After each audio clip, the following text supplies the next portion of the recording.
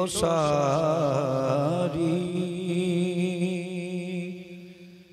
بہار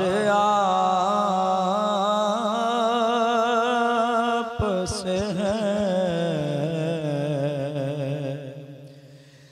میں بے قرار تھا میرا قرار آپ سے ہے حضور میری تو ساری بہار آپ سے ہے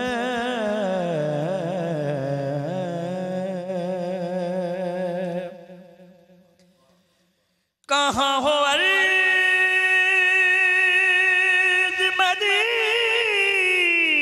مدینہ کہاں میری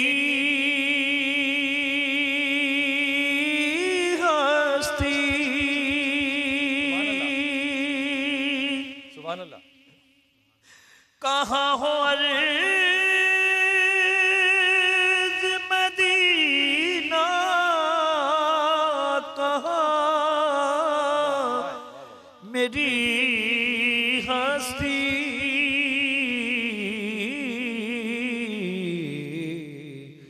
یہ حاضری کا شرف بار بار آپ سے ہے یہ حاضری کا شرف بار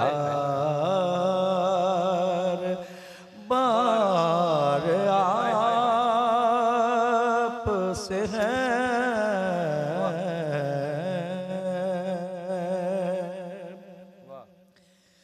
اور میری تو ہستی کیا ہے میرے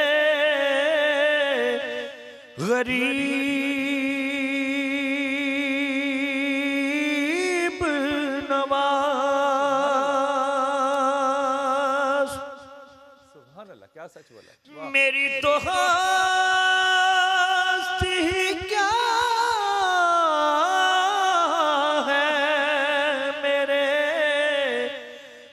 غریب نواز جو مل رہا ہے مجھے سارا پیار آپ سے ہے میں بے قرار تھا میرا قرار آپ سے ہے حضور میری تو ساری بہار آپ سے ہے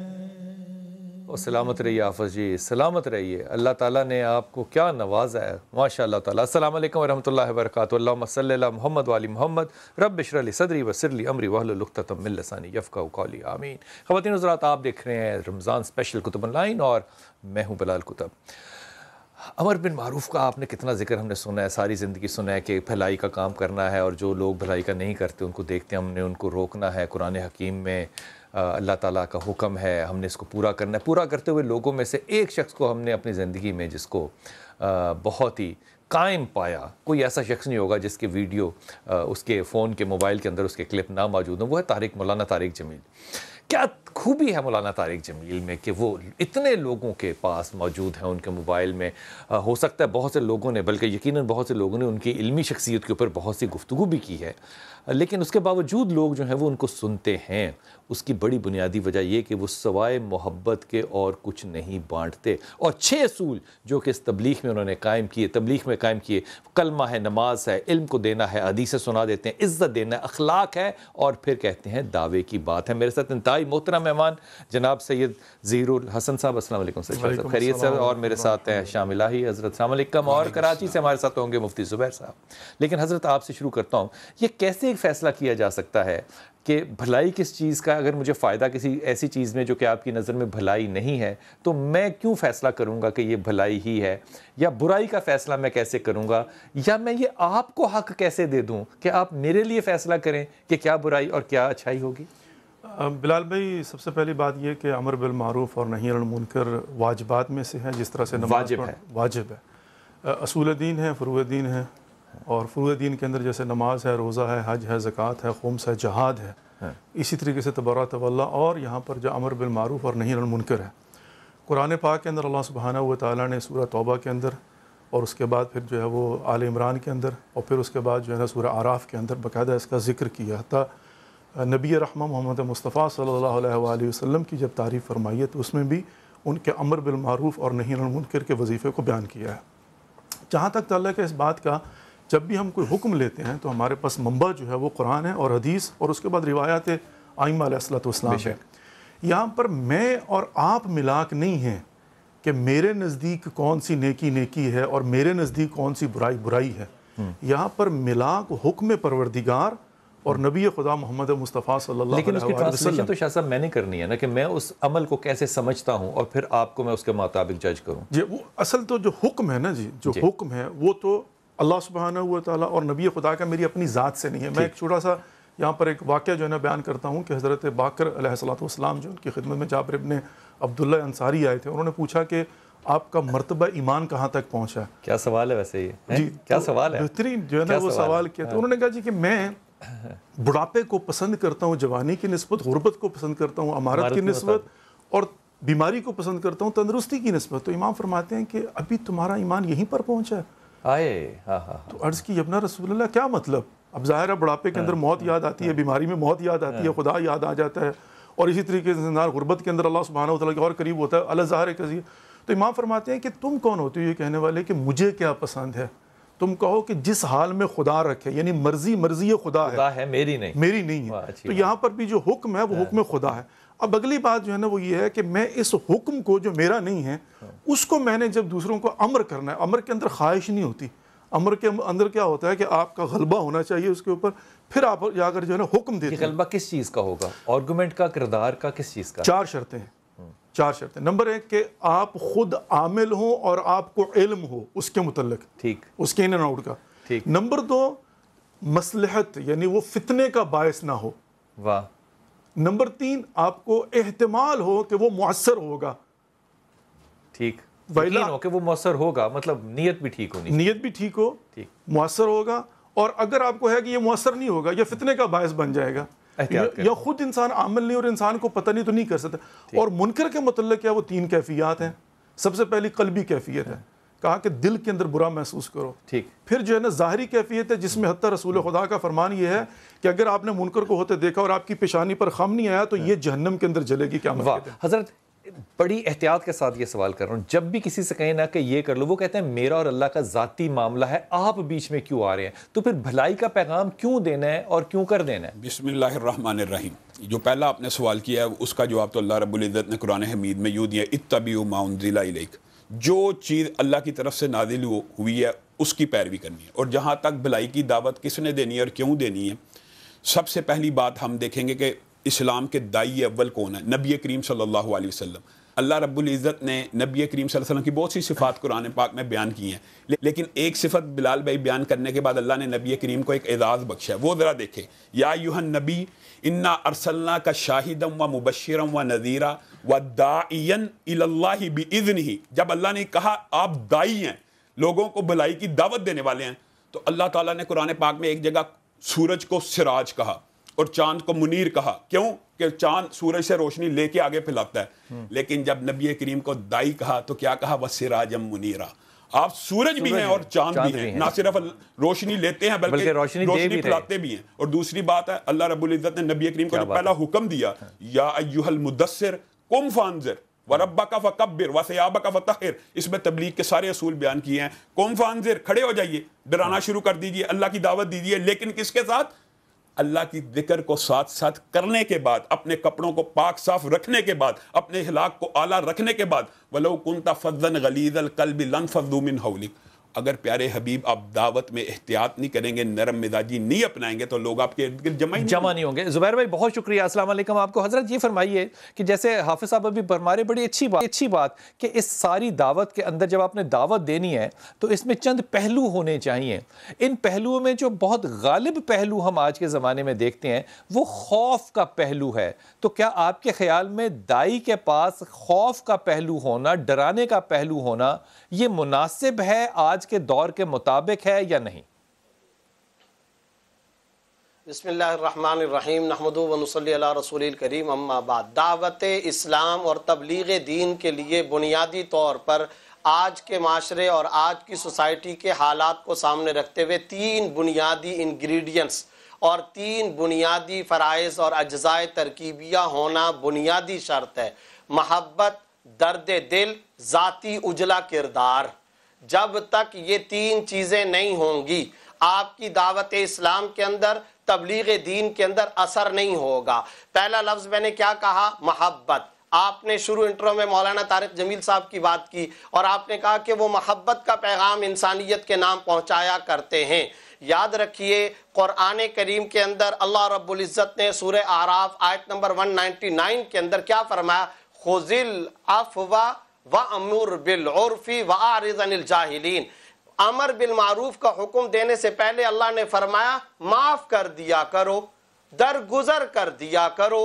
خذ العفو، درگزر اور معافی کو پہلے لازم پکڑو، اس کے بعد امر بالمعروف. پتہ چلا محبت، درگزر، دوسرے کے جذبات کا خیال رکھنا، درد دل، محبت، یہ بنیادی انگریڈینٹس. دوسرے نمبر پر میں نے لفظ کہا درد دل ہونا چاہیے. ام المومنین عائشہ صدیقہ رضی اللہ تعالیٰ عنہ شمائل ترمذی کی روایت میں فرماتی ہیں آپ صلی اللہ علیہ وسلم رات کو آ کر جب نفل نماز شروع کرتے قوم کے لیے، انسانیت کے لیے دعائیں مانگا کرتے تھے.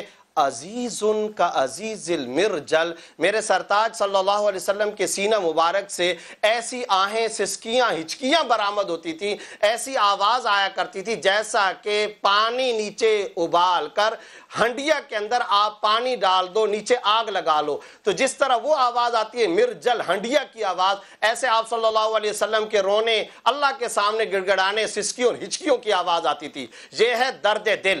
تیسرے نمبر پر میں نے عرض کیا ذاتی کردار. بات سمجھائیے کہ یہ جو دعویٰ کرنے کا طریقہ ہے، جیسے زبیر بھائی بھی کہہ رہے ہیں، اور یہ عمومی طور پہ بھی دیکھا گیا، رسول پاک صلی اللہ علیہ وسلم کی سنت بھی اب 40 اور 63 سالوں میں سے 40 سال جو ہیں وہ کردار سازی کے ہیں. اگر وہ میں نہ پیدا کر سکوں تو کیا مجھے دائی ہونا ہے؟ اصل بات یہ ہے کہ اس بات کے اوپر آپ خود دیکھیں کہ نبی کریم صلی اللہ علیہ وسلم نے سب سے پہلے دعوت دینے سے پہلے اپنا کردار ہی پیش کیا تھا نا. اگر میں کہوں کہ اس کے پیچھے اس کردار میں لوگ کہہ رہے تھے کہ آپ امین بھی ہیں اور صادق بھی ہیں. نبی کریم نے کہا اگر لشکر کی بات مان سکتے ہو میرے کہنے پہ تو یہ کیوں نہیں مان سکتے اللہ نے ایک فرشتہ میرے اوپر بھیجا ہے. کردار ہونا بہت ضروری ہے. لیما تقولون ما لا تفعلون. اچھا دلیل بہت بڑی ہے کہ اگر جو دیکھ رہے ہو آنکھوں سے وہ نہیں ہے اور وہ مان رہے ہو کیونکہ میں کہہ رہا ہوں، تو میں جو فرشتہ کہہ رہا ہوں وہ بھی مان لو. کیا دلیل ہے؟ اور دوسری بات یہ ہے کہ ایک بات میں اور کہنا چاہوں گا کہ بلال بھائی کئی مرتبہ جو امر بالمعروف و نہی عن المنکر ہے نا، یہ جہاد سے آگے چلا جاتا ہے. یہ قرآن کی آیت ہے فلا تطع الکافرین وجاہدہم بہ جہادا کبیرا. اور کافروں کی پیروی نہ کرو اور ان کے ساتھ قرآن اور علم اور دعوت کے ساتھ جہاد کرو جو جہاد کبیر ہے، جو جہاد کبیر ہے. آپ سمجھے دعوت. اور نبی کریم صلی اللہ علیہ وسلم نے فرمایا جو بندہ مسجد کے اندر خیر کی بات سیکھنے کے لیے آتا ہے یا خیر کی بات سکھلانے کے لیے آتا ہے اس کو ایک پورے حج کا ثواب ہے اور مجاہد فی سبیل اللہ کا ثواب ہے. یہ حدیث صحیح ہے، ترغیب و ترہیب. کیا بات ہے. میں وقفے پہ جاؤں گا لیکن واپس آتا ہوں. لیکن ایک بات کہتا ہوا، یہ بڑی اچھی ہیں اور سننے میں بھی بڑی اعلیٰ لگتی ہیں، لیکن ہر وہ شخص جو ہے وہ دائی بن جاتا ہے جو کہ میری طرح کا نالائق ہوتا ہے، جاہل ہوتا ہے. عربی میں اس کو 1 سے 10 تک گنتی نہیں آ رہی ہوتی، لیکن وہ معافی کے ساتھ کہہ رہا ہوں، یہ بات بڑی معافی کے ساتھ وہ دعوت پہ تھے ایک دفعہ سوات میں، تو ایک بزرگ نے بڑی اچھی بات سنائی. حالانکہ مجھے نہیں لگتا کہ وہ بہت بڑے کوئی مفتی اعظم پاکستان ہوگی، بڑی اعلیٰ بات کری. ہم نے کہا حضرت توبہ کیسے کرنی؟ کہتے بڑی آسان. ہم نے کہا حضرت کیسے کرنی توبہ؟ کہا کہ تم پہلے ساری دنیا کو معاف کر دو، ساری دنیا کو معاف کر دو، پھر اللہ سے کہو اللہ دیکھ تو میرا رب ہے نا، میں نے ساروں کو معاف کر دیا، تو مجھے معاف کر دے. آپ نے یہ بڑی اہم بات کی کہ 1 سے 10 تک گنتی نہیں آتی دائی بن جاتی. یہ بڑی اہم بات. حافظ جی 20 سال ہو گئے، یہ بات آج بھی اسی طرح یاد ہے. یہ اثر ہوتا ہے اس دائی کا جس کا بالکل اخلاص جو ہے وہ اللہ کے ساتھ محض اللہ کی ذات کے لیے ہے اور کوئی واسطہ نہیں.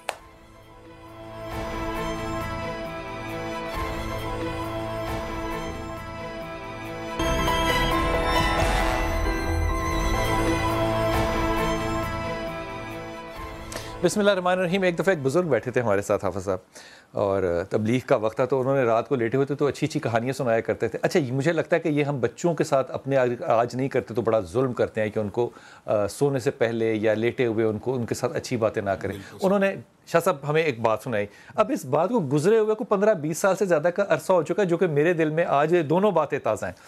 انہوں نے کہا کہ دیکھو کبھی کسی برے کام کو کرنا ہو تو اس کام کو برا سمجھا کرو اور چھوڑ دیا کرو. ہم نے کہا کیوں؟ انہوں نے کہا کیونکہ وہ جو برائی کا لمحہ ہے نا وہ گزر جائے گا، لیکن جو اس کا تم نے اجر نہیں کمایا نا وہ تمہارے ساتھ جنت میں جائے گا.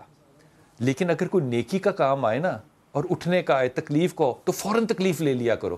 ہم نے کہا کیوں سر؟ انہوں نے کہا وہ تکلیف پھر چلی جائے گی لیکن اس کا اجر بھی تمہارے ساتھ جنت میں جائے گا. یہ چھوٹی سی بات ہے، لیکن 20 سال کی تبلیغ میں اس بات کو نہیں بھول سکا. حضور وہ کیا کردار ہوگا اس دائی کا جو جا کے لوگوں کو بتائے کہ آئیں جناب نماز کے لیے آنا ہے آپ کو، دیکھیے جناب روزہ رکھنا چاہیے. وہ کردار اور طریقہ انداز کیا بیان ہونا چاہیے؟ جلال بھائی سب سے پہلی بات تو یہ جو امر بالمعروف و نہی عن المنکر اور یہ جو کردار ہے دعوت کا، یہ انبیاء کا ہے. سب سے پہلی ذمہ داری انبیاء کی تھی، اور انبیاء کو اسی لیے اللہ رب العزت نے اتارا کہ وہ دعوت دین دیں. لیکن اللہ رب العزت نے پھر قرآن میں ایک آیت نازل کی، کیا کنتم خیر امت اخرجت للناس تأمرون بالمعروف. تم بہترین امت اس لیے ہو کہ اب اس امت میں مزید نبی نہیں آنے. لیکن کس وجہ سے بہترین ہو؟ کہ تم بھلائی کا حکم دیتے ہی رہوگے اور برائی سے روکتے ہی رہوگے. نبی کریم صلی اللہ علیہ وسلم نے اسی کردار کو حضرت علی کو کیا کہا؟ علی سرخ اونٹ کی تجھے قیمت پتہ ہے؟ حضرت علی کو پتہ تھی سرخ قیمت آج بھی BMW یا لینڈ کروزر سے مہنگا ہوتا ہے. علی اگر تیرے ہاتھ پہ ایک بندہ اسلام قبول کر لے گا تیرے لیے سرخ اونٹ کی دولت سے بہتر ہے. یہ تبلیغ. اور نبی کریم صلی اللہ علیہ وسلم نے کیا کہا؟ ایک حدیث بیان کر کے اپنی بات کو ختم کروں گا.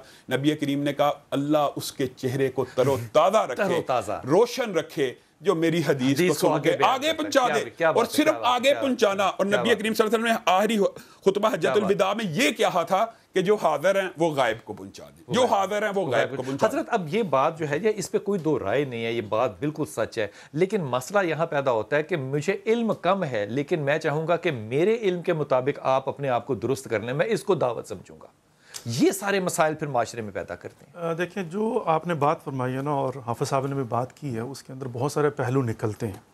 پہلی بات اگر ہم یہ دیکھیں کہ فار ایگزامپل امر بالمعروف جو ہے نا اس کو کس حد تک انجام دینا چاہیے، تو میں یہ کہوں گا کہ امام حسین علیہ السلام نے واقعہ کربلا کے اندر ہر چیز کی قربانی دے کے اس کی حد بتا دی، اس کی حد بتا دی، دنیا کو بتا دیا ہے اس کی حد کہاں تک جائے گی. اس کے اندر جو ہے نا عزت و ناموس و مال و دولت و نفس رسول کے بیٹے کی جان جو ہے وہ بھی چلی جائے تو اس میں کوئی اعتراض نہیں ہے. پیغام کو قائم کرنا ہے.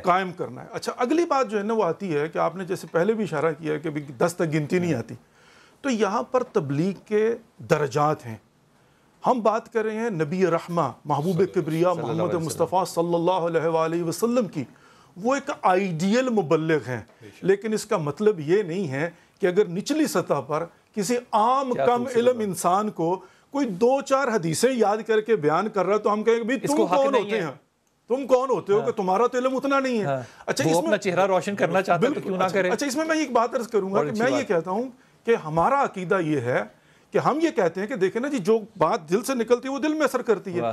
میں کہتا ہوں جو میرے پاس حدیث ہے مجھے نہ دیکھو، امام علی کا فرمان ہے، یہ نہیں دیکھو کون کہہ رہا ہے، یہ دیکھو کیا کہہ رہا ہے۔ میں کہتا ہوں یہ نہیں ہے کہ میں کون ہوں، ہاں میرا کردار ہونا چاہیے، لیکن یہ دیکھو جو میں کہہ رہا ہوں وہ فرمان کس کا، وہ نبی رحمت محمد مصطفیٰ صلی اللہ علیہ وسلم۔ کیا بات ہے، آپ کی بات کو بڑھاتا ہوں زبیر بھائی، آپ کی طرف آ رہا ہوں اسی بات کو بڑھاتے ہوئے۔ ایک شخص آیا حضرت عبداللہ بن عمر کے آگے اور اس نے بڑی کوئی بحث کی، علمی قسم کی اور بڑی جدید قسم کی اپنی اس وقت کی گفتگو اور اپنے دلائل جو ہیں وہ سامنے رکھے۔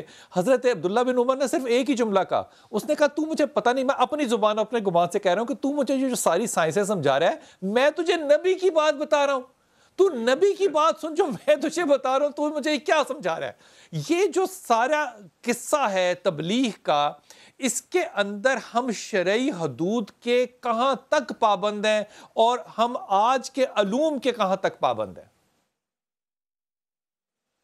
دیکھیں بلال بھائی، بات یہ ہے کہ ایک کم علم آدمی بھی داعی اسلام بن سکتا ہے، مبلغ دین بن سکتا ہے۔ یہ بات کس کو معلوم نہیں ہے کہ سچ بولنا اچھی بات ہے، نماز پڑھنی چاہیے، جھوٹ بولنا بری بات ہے، کم تولنا بری بات ہے، ملاوٹ حرام ہے۔ یہ کم علم آدمی کو بھی معلوم ہے۔ اللہ نے دعوت کا جو فریضہ ہے اس کے بہت سارے درجات رکھے ہیں۔ ایک ادنا سے ادنا مسلمان بھی اس بات کا مکلف اور ذمہ دار ہے کہ وہ امر بالمعروف اور نہی عن المنکر کرے، اپنے دائرے تک محدود رہے، اور اپنے دائرے تک محدود رہنے کا مطلب یہ جتنا علم اس کے پاس ہے اس کے مطابق وہ تبلیغ اسلام کرتا رہے۔ اس کا اثر ہوگا، کیوں؟ حق بات، حق نیت، حق طریقے سے کہی جائے، اثر کیے بغیر نہیں رہتی۔ ہم جو آج ڈیبیٹ کر رہے ہیں وہ دعوت اسلام کے اعلیٰ درجے کی، اور بہت اچھی بات کی۔ اگین میں یہ بات کہوں گا کہ ہمیشہ اذهبا الى فرعون انه طغى فقولا له قولا لینا لعله يتذکر او یخشى۔ دو داعیان اسلام، عظیم پیغمبروں، مبلغین کا تذکرہ ان آیات کے اندر سورہ طٰہٰ آیت نمبر 44 میں اللہ نے فرمایا۔ ان دونوں پیغمبروں، عظیم داعیوں، حضرت موسیٰ، حضرت ہارون علیہ السلام کو بھیجا کہاں جا رہا ہے؟ فرعون، روئے زمین پر اس سے بڑا کوئی دجال، اس سے بڑا کوئی کافر نہیں پیدا ہوا، اور ان عظیم پیغمبروں کو بھیجتے وقت کہا جا رہا ہے نرم انداز میں جا کر کے بات کرنا۔ ہو سکتا ہے کہ وہ نصیحت پکڑ لے اور خدا کا خوف اس کے دل میں آ جائے۔ مفتی شفیع صاحب رحمۃ اللہ علیہ، عظیم مفسر قرآن، بڑی خوبصورت بات انہوں نے کہی۔ آج کے مسلمان، آج کے داعی کو یاد رکھو، اے آج کے مسلمان داعیوں، تمہارا مخاطب فرعون سے زیادہ بدکار، فرعون سے بڑا کافر، فرعون سے بڑا شر، خراب اور باطل نہیں ہو سکتا، اور تم موسیٰ علیہ السلام سے بڑے داعی اور مصلح نہیں ہو سکتے۔ جب اتنے بڑے پیغمبر کو اتنے بڑے کافر کے پاس بھیجتے وقت بھی پیار سے بات کرنے کی بات کہی گئی ہے، تو پھر میرے اور آپ کے لیے کیوں نہیں ہوگا؟ خرابی کہاں پیدا ہوتی ہے؟ ہم دعوت نہیں دیتے، لٹھ مارتے ہیں، ہم داعی نہیں بنتے، قاضی بنتے ہیں۔ انا ربکم الاعلی، اس کے لیے نرمی ہے۔ تو مسلمان تو رکوع سجدے میں کہتا ہے سبحان ربی الاعلی، اس کے لیے کیوں نہیں نرمی ہونی چاہیے؟ امام راضی نے بڑی خوبصورت بات کی، وہ کہتے ہیں کہ ایک ایماندار آدمی تھا، ایمان رکھنے والا آدمی تھا، وہ اللہ کے پاس گیا تو اس کے پاس کوئی نیکی نکی نہیں تھی، اللہ نے کہا کہ تو جنت میں جا۔ امام راضی کہتے ہیں کہ اس نے اللہ سے پوچھا کہ اللہ میری کون سی نیکی ہے جو تو جنت میں بھیج رہا ہے؟ کہا تجھے علم نہیں ہے، جب تو کروٹ لیتا تھا تو کہتا تھا یا اللہ یا اللہ۔ اب یہ دوسری بات جو آپ ہر پروگرام کے شروع میں دعا کرتے ہیں، ربی شرح لی صدری ویسر لی امری واحلل عقدۃ من لسانی، آگے کیا کہتے ہیں؟ یفقہوا قولی۔ حضرت موسیٰ اللہ سے کیا مانگ رہے ہیں؟ اللہ مجھے تبلیغ کا ایسا ہنر عطا کر دے کہ لوگ میری بات کو سمجھ جائیں۔ حضرت موسیٰ یہ دعا ہم جو سارے پڑھتے ہیں اسی وجہ سے پڑھتے ہیں۔ لیکن اس میں ایک اور پہلو جو ہے وہ میرے خیال میں شاید حضرت موسیٰ اور ہارون کو اگر یاد کریں تو جب حضرت موسیٰ اپنی قوم کو چھوڑتے ہیں تو سارے لوگ واپس پلٹ جاتے ہیں، حالانکہ انہوں نے ہی آسمان سے اترتی ہوئی نعمتوں کو کھایا ہوا ہے۔ تو یہ جو پلٹ جانے کا عمل ہے حضور، اس میں کنسسٹنسی تو نہیں ہے؟ یہ میں نے اگر آپ نے مجھے دین دے دیا تو آپ کو تو اپنا کام جاری اور ساری رکھنا پڑے گا، ورنہ میرے میں تبدیل ہونے کے بڑے جراثیم ہیں۔ لیکن جہاں پر ہم بات کر رہے ہیں مبلغین کی، تو پہلی تو میں آپ کی ایک چھوٹی سی بات عرض کر دوں کہ جو یہ ہے نا کہ چونکہ وہ کہتا تھا یا اللہ، تو اس کو جنت پروردگار نے دے دی۔ وہ آخری مرحلے میں جا کر جنت دے گا، پہلے اسے عالم برزخ میں فشار قبر سے گزرنا پڑے گا۔ تو کوئی شخص یہ نہ سمجھ لے کہ صرف یا اللہ کہنے سے جو ہے وہ سارا ختم۔ حقوق الناس اپنی جگہ پر ہے، اور حتیٰ حقوق اللہ جو ہے نا وہ اپنی جگہ پر ہے، وہ ایک لمبے پروسیس سے گزرے گا، آخر میں جا کر سوئی کی نوک برابر ایمان ہو گیا تو جنت میں جائے گا۔ رائی کا ذکر، وہ جو ہے نا وہ جنت میں جائے گا۔ اگلی بات جو ہے نا وہ یہ ہے کہ وما علینا الا البلاغ، یہاں پر اللہ سبحانہ و تعالیٰ نے مبلغین پر جو داعی الی الاسلام ہیں ان کو کہا تمہارا کام ہے تبلیغ کرنا، ان کو لانا، منقلب کرنا اور مسلسل راہ حق پر رکھنا میری ذمہ داری نہیں ہے، یہ میرا ذمہ نہیں ہے، میرا ذمہ نہیں ہے. ٹھیک. وہ کہتے ہیں نا کہ السعی منا و اتمام من اللہ، الحرکت منا والبرکت من اللہ. اس پر رسول اللہ صلی اللہ علیہ وسلم کی بھی بات یاد آتی ہے جب آپ کو اللہ نے کہا کہ نہیں تم نے دائی بننا ہے، وہ آپ کا کام جو ہے پہنچانا ہے. اچھا ایک میں چھوٹی سی بات اور میں باتوں سے جو ہے نا وہ آپ کی بات خدمت میں بات عرض کرنا چاہتا ہوں کہ سب سے پہلا اصول جو ہے نا، اب اس میں کوئی شک نہیں ہے کہ جس نے کسی ایک انسان کی ہدایت کی اس نے پوری انسانیت کی ہدایت کی. اب ہر کوئی شخص جو ہے نا وہ تبلیغ اس نظریے سے کرتا ہے کہ میں ایک شخص کو ڈھونڈ لوں جس کی میں نے ہدایت کر دی، پوری انسانیت کی ہدایت ہوگی. علماء عرفان نے عجیب بات کی کہ بندہ خدا کہاں ڈھونڈ رہے ہو خارج میں، وہ ایک بندہ جس کی تو نے ہدایت کی تو پوری انسانیت کی ہدایت کی، وہ خود تم ہو. اپنی ہدایت کرو، سب سے پہلے اپنے آپ کو امر بالمعروف نہی عن المنکر کرو، اس کے عامل بن جاؤ. پھر ہوگا کیا؟ پھر یہ ہوگا کہ جو بھی آپ بات کریں گے وہ آٹومیٹکلی جا کر اثر کرے گی. پھر پروردگار آپ کو وسائل دے دے گا، پھر پروردگار آپ کو توفیق دے دے گا، پھر پروردگار جو ہے نا وہ آپ کو، ہم فارسی میں کہتے ہیں نفس گرم، جن سے اولیاء خدا کے پاس کیا تھا، اولیاء خدا یہی کرتے تھے کہ جب کسی گاؤں میں جاتے تھے نا، پتہ چلا جی اگلے دن پورے کا پورا گاؤں جو مسلمان ہو گیا. انہوں نے کیا ہوتا تھا، وہی ہے نا کہ ان کے پاس وہ جو نگاہ کیمیا ہوتی تھی نا، چونکہ وہ عامل ہوتے تھے، جو تھوڑی بات کرتے تھے وہ بھی لوگ اس کو قبول کر لیتے تھے، اثر کرتے. کیا بات ہے، کیا بات ہے. زبیر بھائی آپ کی طرف آ رہا ہوں. حضور یہ فرمائیے کہ آج بہت سے لوگ اس بات کو یہ اعتراض لیتے ہیں، یہ دو اعتراضات ہیں، میں چاہوں گا جلدی سے آپ ان کا جواب دیں. وہ کہتے ہیں تو خود تو کرتا نہیں ہے، تو مجھے کیوں کہہ رہا ہے؟ مثال کے طور پہ میں نماز نہیں پڑھتا تو میں کسی کو نماز کا کیوں کہوں گا؟ وہ کہے گا تو پہلے خود شروع کر. پھر حالانکہ میرا دعویٰ اور میرا دائی ہونا تو ٹھیک ہے نا، میں اسے کہہ رہا ہوں نماز پڑھ، کہنا چاہیے. دوسری بات یہ کہ کم از کم کیا علمی معیار ہو کہ میں دائی بن سکوں؟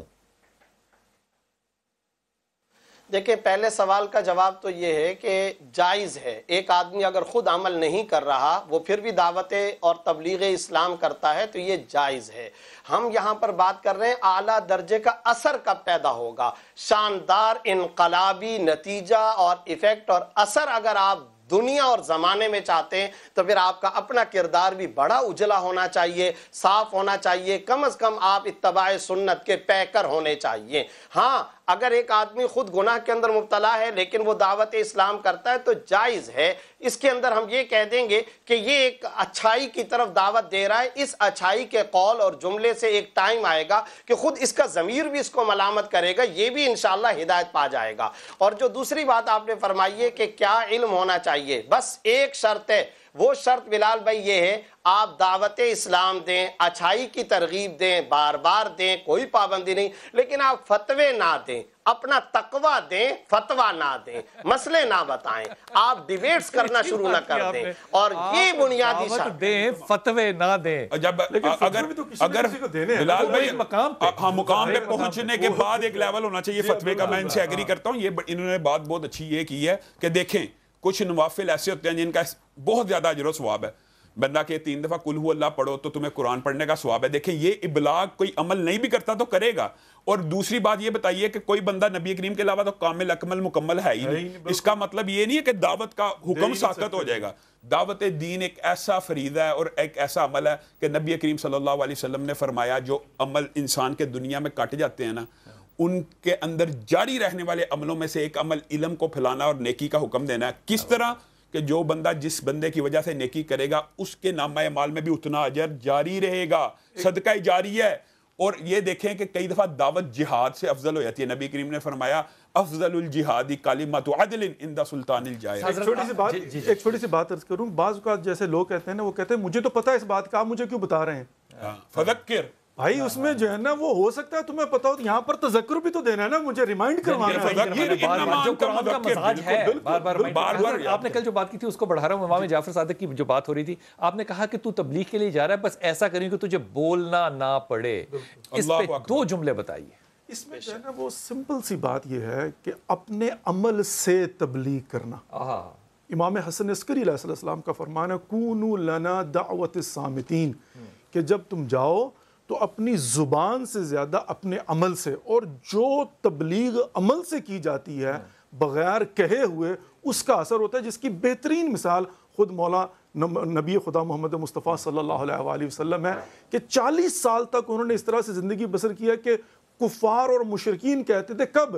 جب وہ یتیم عبداللہ کے نام سے جانے جاتے تھے ظاہری طور پر، انت صادق والامین، یہ چیز بڑا ظاہری طور پہ ظاہری یتیم طور عبداللہ کے طور پہ جانے جاتے تھے. بہترین دوست وہ ہے، بہترین دوست وہ ہے جس کو صرف دیکھ کے اللہ یاد آ جائے. کمال بات ہے. بسم اللہ. مانگتا ہوں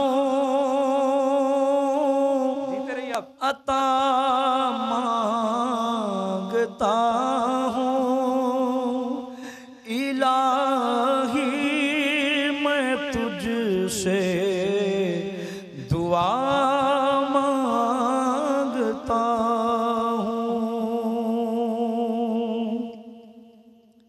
ارے جو مفلسی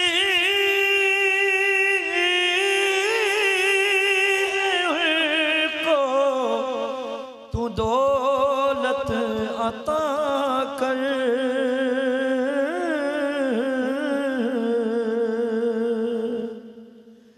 جو بیمار ہے کو صحت عطا کر،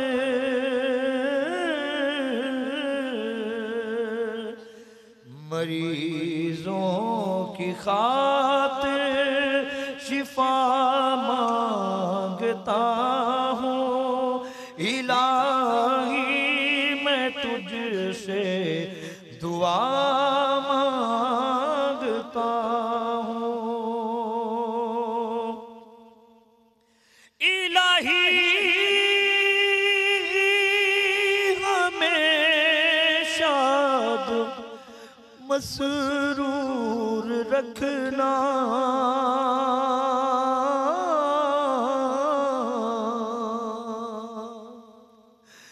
بلا سے ہم کو صدا دور رکھنا، پریشانیاں ہم کو گھیرے ہوئے ہیں، پریشانیوں سے پناہ مانگتا